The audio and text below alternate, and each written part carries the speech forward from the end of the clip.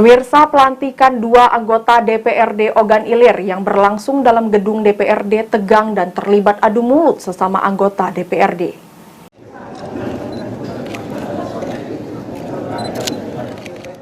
Dua orang anggota DPRD Ogan Ilir dari fraksi Golkar resmi diberhentikan mereka, yakni Muhammad Ali HS dan Muhammad Iqbal.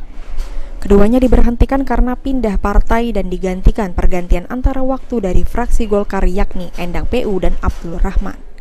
Pelantikan PAW ini dipimpin langsung Ketua DPRD Ogan Ilir Soeharto di Gedung Paripurna DPRD Ogan Ilir. Setelah resmi dilakukan pelantikan, kedua anggota DPRD yang baru ini langsung menduduki kursi DPRD. Namun pasca pelantikan ini terjadi adu debat antara Ketua DPRD Ogan Ilir Soeharto dengan anggota DPRD yang baru dilantik Endang PU. Pasalnya, Endang meminta Ketua DPRD Ogan Ilir Soeharto yang memimpin paripurna untuk memberikan waktu bagi fraksi Golkar untuk membacakan susunan yang baru fraksi Golkar. Namun permintaan Endang PU ini ditolak Ketua DPRD Ogan Ilir Soeharto sebagai pimpinan sidang. Adu mulut sempat tegang dalam beberapa menit yang akhirnya Ketua DPRD Soeharto langsung menutup rapat paripurna. Jadi begini, hak dan wewenang untuk pembentukan fraksi itu apa yang disampaikan? Memberikan kesempatan kepada fraksi Partai Golkar.